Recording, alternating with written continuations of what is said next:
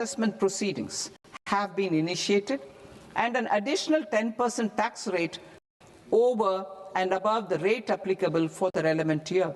The assessing officer will then use only this updated return in his proceedings. There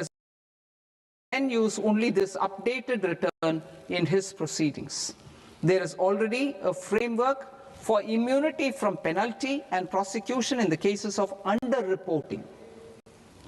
I propose to apply this framework for immunity to misreporting too. However, in such a case, the taxpayer will need to pay 100% of the tax amount as an additional income tax over and above the tax and interest due. Penalties for certain technical defaults, such as failure to get accounts audited, non-furnishing of transfer pricing audit report, and default in furnishing statement for financial transactions, are proposed to be converted into fee.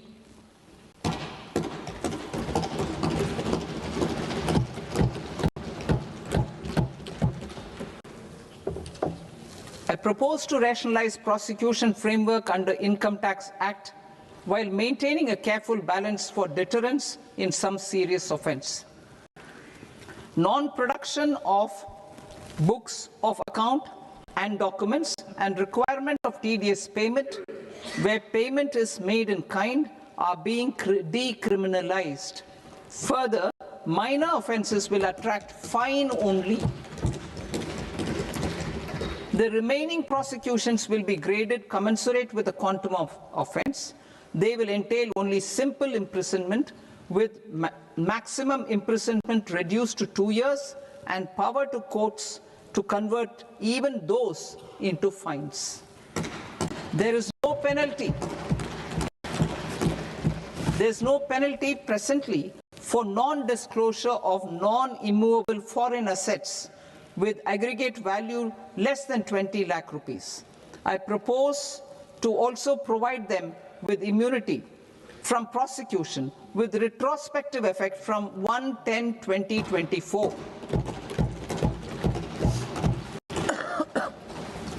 Cooperatives. Deduction is already allowed to a primary cooperative society engaged in supplying milk, oilseeds, fruits or vegetables raised or grown by its members. I propose to extend this deduction to also include supply of cattle feed and cotton seed produced by its members. I propose to allow inter-cooperative society dividend income as deduction under the new tax regime to the extent it is further distributed to its members.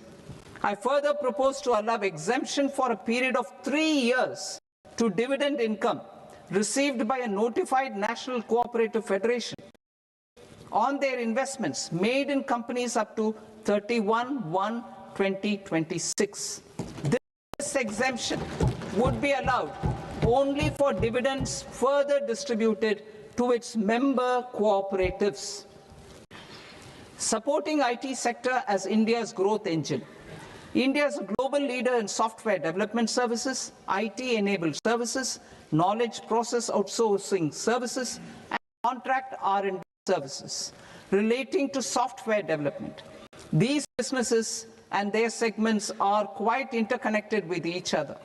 All these services are proposed to be clubbed under a single category of information technology services with a common safe harbor margin of 15.5% applicable to all.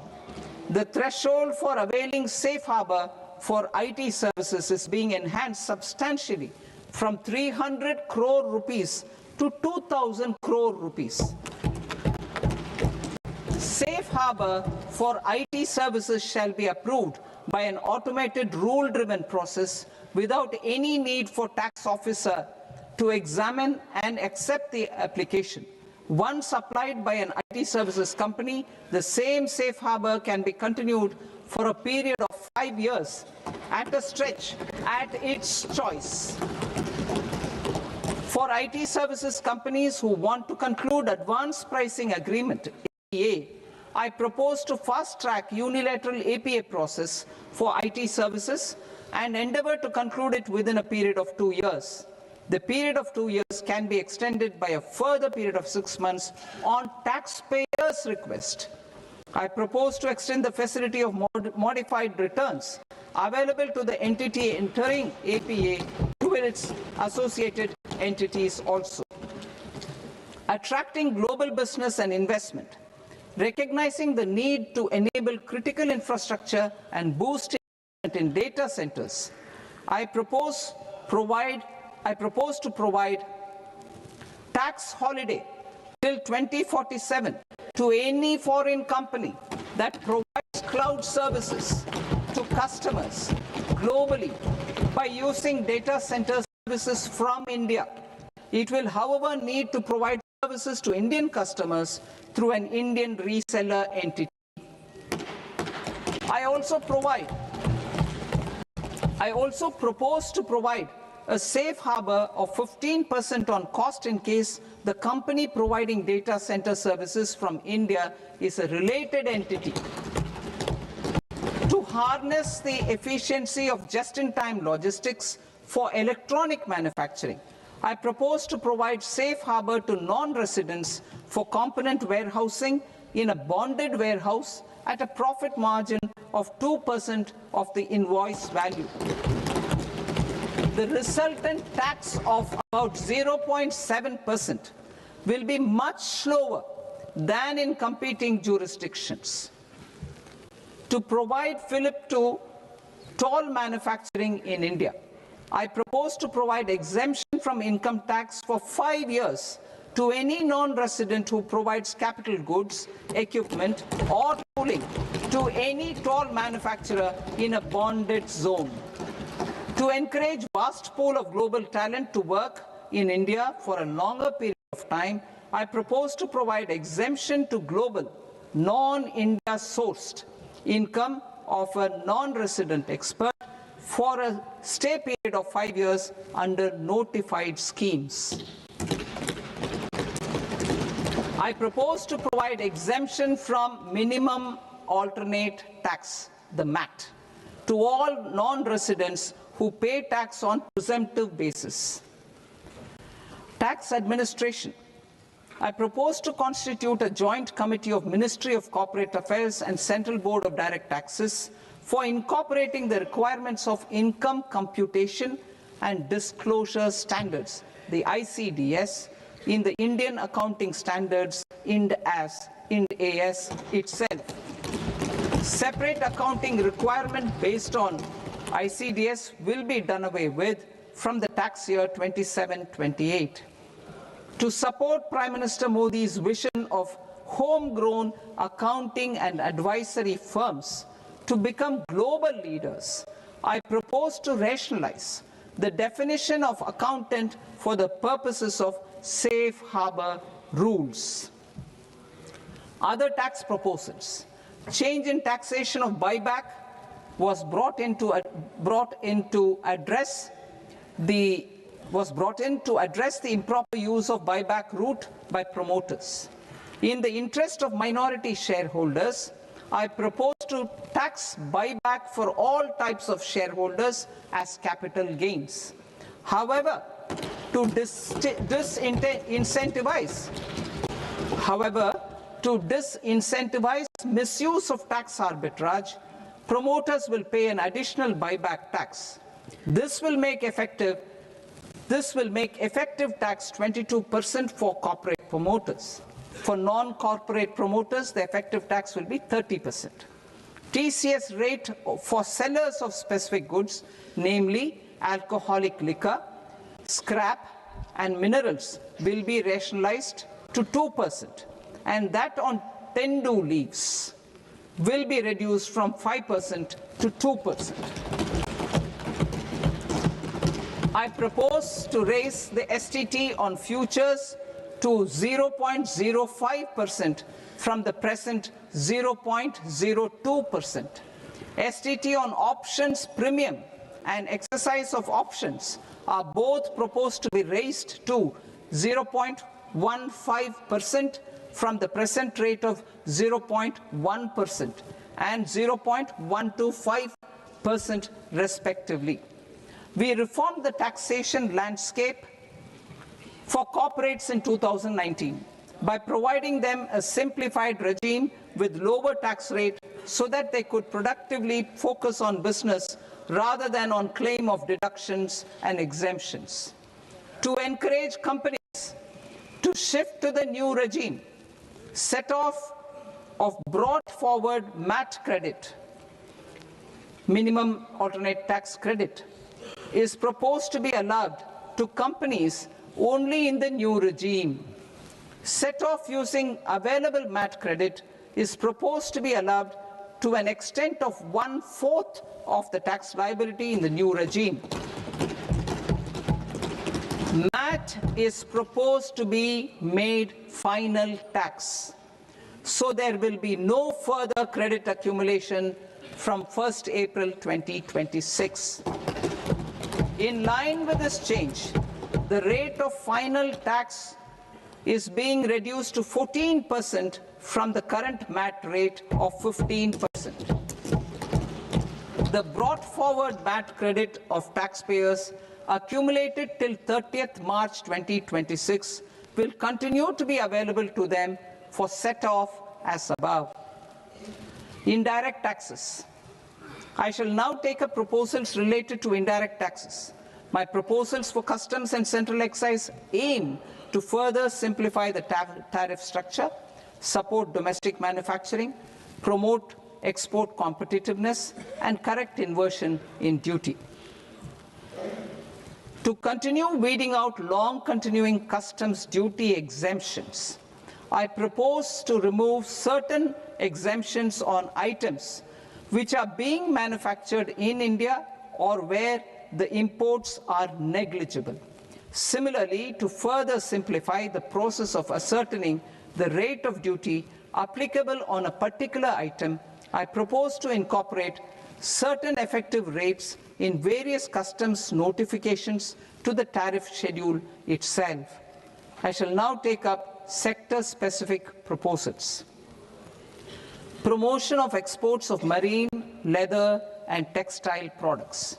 I propose to increase the limit for duty-free imports of specified inputs used for processing seafoods for export from the current 1% to 3% of FOB value of the previous year's export turnover. I also propose to allow duty-free imports of specified inputs, which is currently available for exports of leather or synthetic footwear, to exports of shoe uppers as well. I propose to extend the time period for export of final product from the existing 6 months to 1 year for exporters of leather or textile garments, leather or synthetic footwear, and other leather products. Energy transition and security. I propose to extend the basic customs duty exemption given to capital goods used for manufacturing lithium-ion cells for batteries to those used for manufacturing lithium-ion cells for battery energy storage systems also. I propose to exempt basic customs duty on import of sodium antimonate for use in manufacture of solar glass. Nuclear power. I propose to extend the existing basic customs duty exemption on imports of goods required for nuclear power projects till the year 2035 and expand it for all nuclear plants irrespective of their capacity. Critical minerals. It is proposed to provide basic customs duty exemption to the import of capital goods required for the processing of critical minerals in India. Biogas blended CNG. I propose to exclude the entire value of biogas while calculating the central excise duty payable on biogas blended CNG. Civil and defense aviation. I propose to exempt basic customs duty on components and parts required for the manufacture of civilian training and other aircrafts. It is proposed to exempt basic customs duty on raw materials imported for the manufacture of parts of aircraft to be used in maintenance, repair, or overall requirements by units in the defense sector. Electronics. To deepen value addition in the consumer electronics sector, I propose to exempt basic customs duty on specified parts used in the manufacture of microwave ovens. Special economic zone. To address the concerns arising about utilization of capacity by manufacturing units in the special economic zones due to global trade disruptions, I propose as a special one-time measure to facilitate sales by eligible manufacturing units in SEZs to the domestic tariff area at concessional rates of duty. The quantity of such sales will be limited to a prescribed proportion of their exports. Necessary regulatory changes will be undertaken to operationalize the measures while ensuring level playing field for the units working in the DTA. Ease of living. To rationalize the customs duty structure for goods imported for personal use, I propose to reduce the tariff rate on all dutiable goods imported for personal use from 20% to 10%. To provide relief to patients, particularly those suffering from cancer, I propose to exempt basic customs duty on 17 drugs or medicines. I propose also to add 7 more rare diseases for the purposes of exempting import duties on personal imports of drugs, medicines, and food for special medical purposes used in their treatment. Customs process. India's role and share in the global trade is poised for a major leap in line with our ambition and journey towards Vikasit Bharat. In this regard, I propose many measures for custom processes to have minimal intervention for smoother and faster movement of goods and greater certainty to the trade. Trust-based systems. I propose to enhance duty deferral period for Tier 2 and Tier 3 authorized economic operators, known as AEOs, from 15 days to 30 days. I propose to provide eligible manufacturer importers the same duty deferral facility. This should encourage them to get themselves accredited as a full-fledged Tier 3 AEO in due course.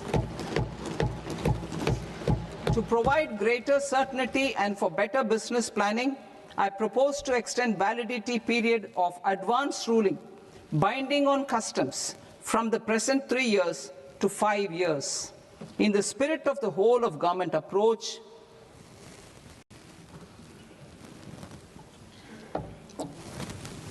government agencies will be encouraged to leverage AEO accreditation for preferential treatment in clearing their cargo. Regular importers with trusted long-standing supply chains will be recognized in the risk system so that the need for verification of their cargo every time can be minimized. Export cargo using electronic sealing. Export cargo using electronic sealing will be provided through clearance from the factory premises to the ship. For import of goods not needing any compliance, filing of bill of entry by a trusted importer and arrival of goods will automatically notify customs for completing their clearance formalities. This will enable goods to be released immediately on arrival. The customs warehouse framework will be transformed into a warehouse operator-centric system with a self-declarations, electronic tracking, and risk-based audit. These reforms will move away from the current system of officer-dependent approvals and reduce transaction delays and compliance costs. Ease of doing business. Approvals required for cargo clearance from various government agencies will be seamlessly processed through a single and interconnected digital window by the end of the financial year. Processes involved in clearance of food, drugs, plant and animal and wildlife products, accounting for about 70% of interdicted cargo, will be operationalized on this system by April 2026 itself. For goods not having any compliance requirement, clearance will be done by customs immediately after online registration is completed by the importer, subject to the payment of duty. Customs integrated system will be rolled out in 2 years as a single integrated and scalable platform for all customs processes. Utilization of non-intrusive scanning with advanced imaging and AI technology for risk assessment will be expanded in a phased manner with the objective to scan every container across all the major ports. New export opportunities to support Indian fishermen to fully harness the economic value of marine resources beyond our territorial waters. The following measures will be taken. A. Fish catch by an Indian fishing vessel in exclusive economic zone or on the high seas will be made free of duty.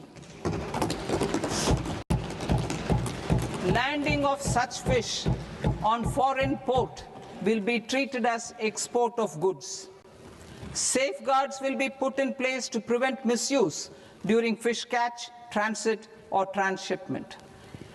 To support aspirations of India's small businesses, artisans and startups to access global markets through e-commerce, I am pleased to announce complete removal of the current value cap of 10 lakh rupees per consignment on courier exports.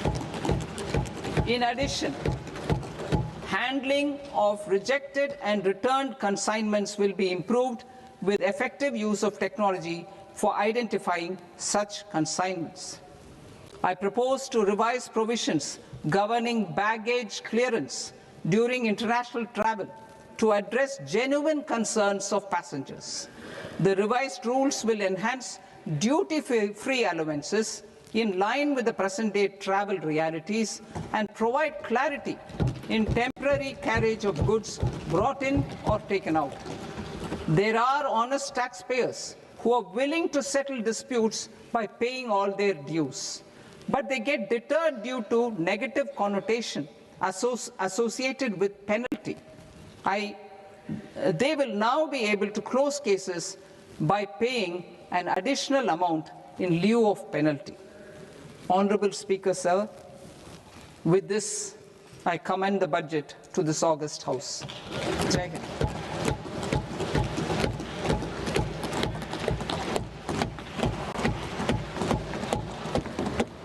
One and a half hours. Item number 3 माननीय वित्त मंत्री जी.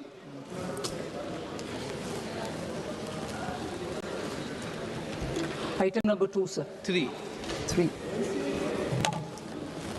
Sir, with your permission, I rise to lay on the table of the following statements under Section 3, 1 of the Fiscal Responsibility and Budget Management Act of 2003.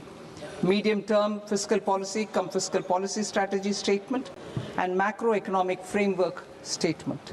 Item number 4 माननीय वित्त मंत्री जी. Sir, with your permission, I move for leave to introduce the Finance Bill 2026. प्रश्न ये कि विधेयक को पुनर्स्थापित करने की अनुमति प्रदान की जाए. जो सदस्य इस पक्ष में हाँ गए, जो सदस्य विरोध में ना गए, मेरे विचार में निर्णय हाँ वालों के पक्ष में हाँ वालों के पक्ष में अनुमति प्रदान की जाती है. माननीय मंत्री जी, अब विधेयक पूरे स्थापित करें. Sir, I introduce the bill. माननीय सदस्य, आपको सूचित किया जाता है कि माननीय मुख्यमंत्री जी के बजट भाषण की कॉपी पब्लिकेशन काउंटर पर ली जाती है। बजट भाषण और बजट से संबंधित दस्तावेज आपके मोबाइल फोन और मेंबर पोर्टल्स पर ही उपलब्ध है। सभा की कार्रवाई कल सोमवार दिनांक 2 फरवरी 2026 को प्राप्त 11 बजे तक के लिए स्थगित की जाती है।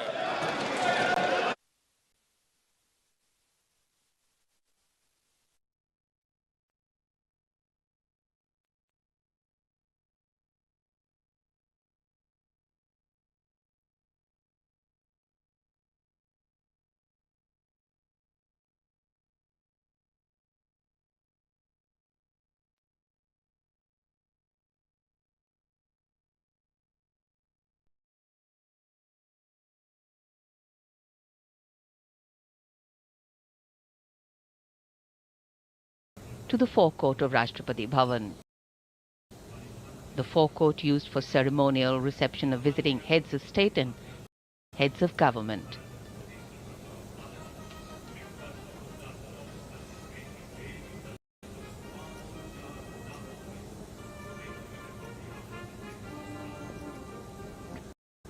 The assembled President's bodyguard will receive their Supreme Commander, the President of India.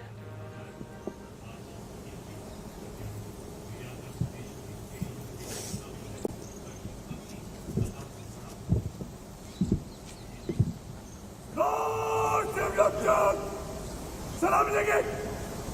National salute. Madad. Thank.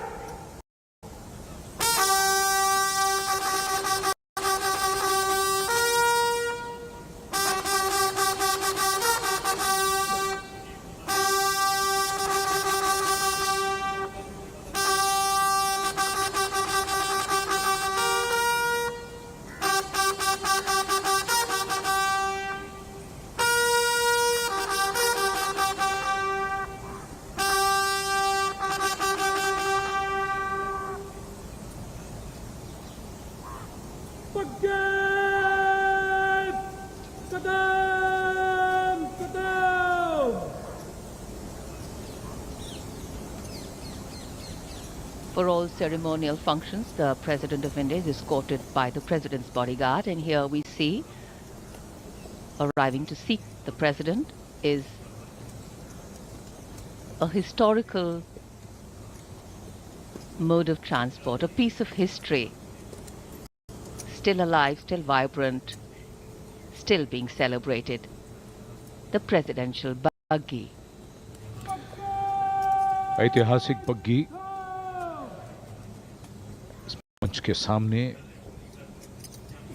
जिसमें माननीय राष्ट्रपति जी प्रस्थान करेंगी। ये बग्गी 1950 में पहली बार भारत के प्रथम राष्ट्रपति डॉक्टर राजेंद्र प्रसाद ने पहले गणतंत्र दिवस समारोह में इसका इस्तेमाल किया था। और इस ऐतिहासिक बग्गी को, जैसा हमने देखा, 6 अश्व खींचेंगे। सागौन की बनी हुई और सोना मढ़ी हुई ये बहुत ही विशेष सवारी दुनिया भर में बिल्कुल अलग स्थान रखती है। राष्ट्रपति जी के अंगरक्षक रेजिमेंट के कमांडेंट कर्नल अमित बेरवाल और रेजिमेंट के second in command lieutenant colonel Angad Singh Thind.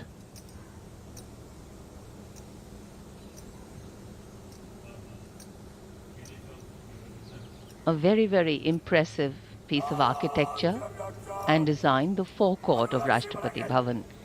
In fact, the dome that is the central piece and stands apart, that crowns Rashtrapati Bhavan, is one of the most distinctive features of the building, 55 meters above the level of the forecourt, with the national flag hoisted from the top. The central dome, in fact, is twice the height of the building, and here you can see at Vijay Chowk, carcades of dignitaries arriving All will be ready then to receive the President of India. गण्यमान्य व्यक्तियों की मौजूदगी से समारोह की शान बढ़ती है। एक एक करके आगमन हो रहा है भारत के सबसे महत्वपूर्ण व्यक्तियों का।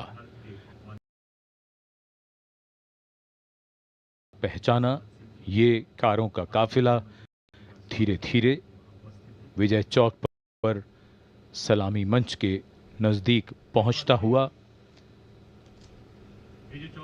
जन समूह में उत्सुकता बढ़ती हुई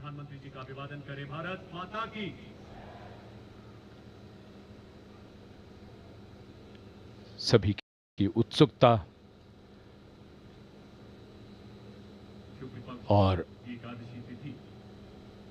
आगमन हो रहा है दुनिया के सबसे बड़े लोकतंत्र के प्रधानमंत्री श्री नरेंद्र मोदी का। उनकी अगवानी के लिए रक्षा मंत्री श्री राजनाथ सिंह मौजूद।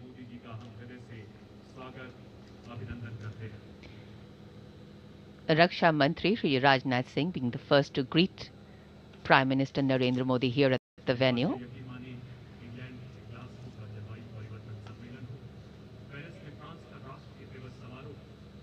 January coming to a close, the biting cold has given to a gentle chill, if there be such a phrase.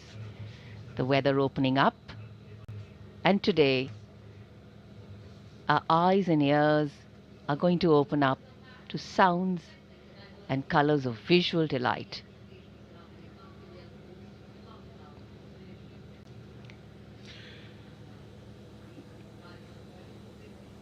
और इधर राष्ट्रपति जी का काफिला अब राष्ट्रपति भवन के मुख्य द्वार की ओर बढ़ता हुआ, ये मुख्य द्वार विशेष अवसरों पर खोला जाता है और जैसा कि हम देख सकते हैं ये जयपुर कॉलम राष्ट्रपति भवन के प्रांगण के मध्य में।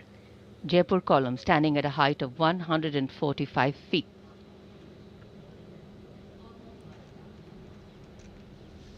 Words inscribed at the base of the Jaipur column, very, very inspirational. In thought, faith; in word, wisdom; in deed, courage; in life, service. So may India be great. The majestic gates of Rashtrapati Bhavan are a work of art in themselves. We can see them in the distance, and here, the clock ticking away, anticipation rising, and of course temperatures will fall when the sun sets, but here excitement writ large. The whole venue has big screens on which the visual images being beamed to you are also being beamed there, and they are going to capture some beautiful formations which gives you a bird's eye view of all the effort into the formation that the bands have put in, and the crowd periodically catches them there too. Vijay Chowk आज शाम गतिविधियों का मंच है। विजय चौक आयोजन स्थल है beating retreat समारोह का, जिसका आयोजन हर वर्ष 29 जनवरी को रक्षा मंत्रालय द्वारा किया जाता है। इसमें भारतीय सेना के बैंड तालमेल और अनुशासन के साथ बीटिंग रिट्रीट की प्राचीन परंपरा को पूरी शान के साथ प्रस्तुत करते हैं। ये समारोह अतीत की याद ताज़ा करता है। समारोह के बाद सेनाओं के लौटने की इस परंपरा का जन्म युद्ध के मैदान में हुआ था।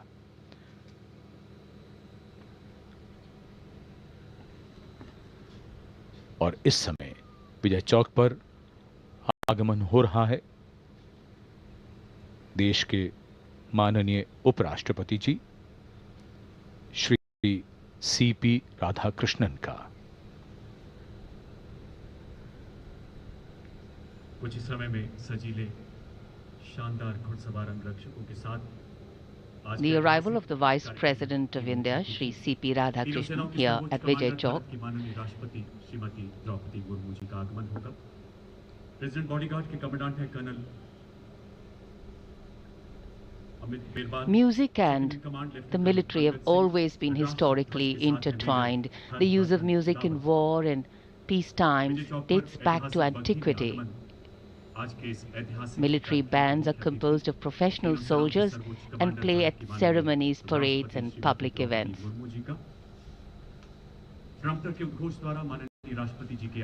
So the array of compositions lined up for performance today is varied, and the formations are synchronized seamlessly, very impressively. Here comes the President's cavalcade. Riding to the right of the President's buggy is the Commandant of the President's bodyguards, Colonel Amit Berwal, BSM. To the left of the President's buggy rides the second in command, Lieutenant Colonel Angad Singh Thind. The President's bodyguard, a unique airborne cavalry regiment. Their motto, Bharat Mata Ki Jai. और अब उनके बारे में भी बात हो जाए जिनका संगीत हम सुनने वाले हैं। आज के समारोह के प्रिंसिपल कंडक्टर यानी प्रधान संचालक स्क्वाड लीडर लैमा पोकपम रूपाचंद्रा सिंह हैं और ये बिगुल का उद्घोष जो संकेत है कि आगमन हो रहा है तीनों सेनाओं की सर्वोच्च कमांडर, देश की प्रथम नागरिक, भारत की माननीय राष्ट्रपति जी का।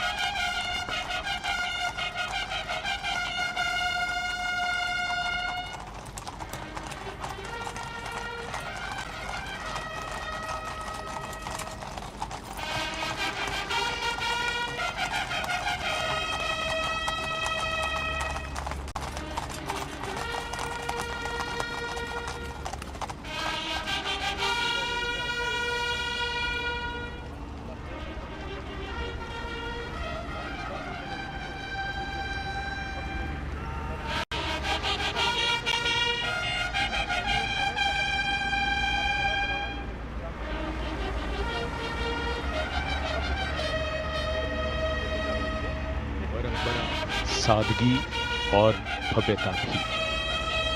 गणतंत्र के उत्सव अनोखे हैं। इन्हें मनाने की परंपरा का निर्वहन हर बार और बेहतर बनाने की भावना से किया जाता है।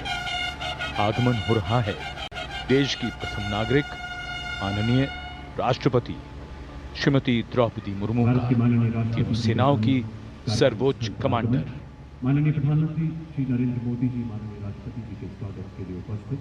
The crowd standing up to see a glimpse of the President of India as she arrives. And now that the President has arrived, the President's bodyguard will present the national salute. The tricolour will be unfurled to the playing of the national anthem. And once the President's bodyguard exit the square, that will be the entry cue for the bands to begin their performance. And Vijay Chowk or Victory Square will hold in its wide embrace the synergy between marching and melody, lifting performance to a higher level of perfection.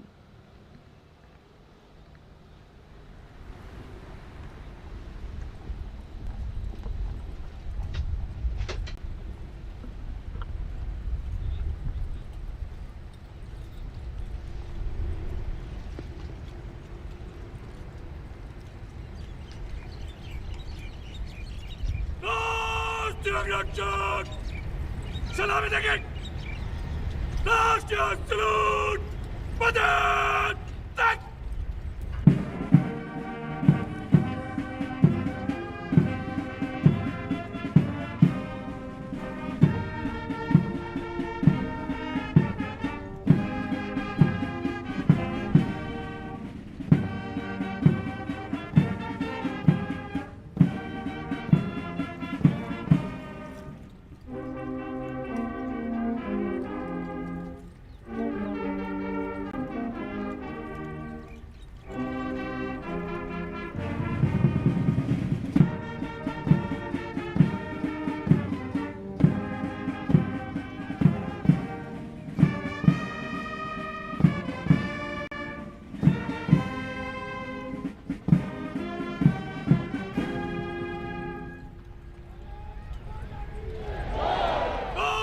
आप सभी से आग्रह, कृपया अपने अपने स्थान पर बैठ जाएं।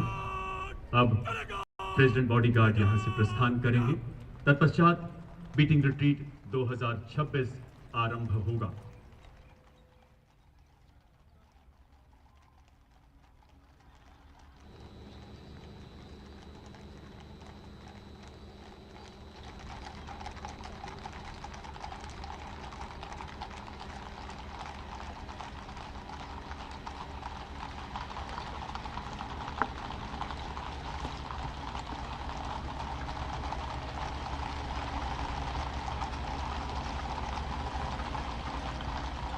और अब कुछ ही पलों में एक उनके उद्घोष के साथ कदम से कदम मिलाते शेरे हिंद नेताजी के संकल्पों को दोहराते तीनों सेनाओं एवं केंद्रीय सशस्त्र पुलिस बलों के मिलिट्री बैंड्स विजय चौक की ओर अग्रसर होते नजर आएंगे।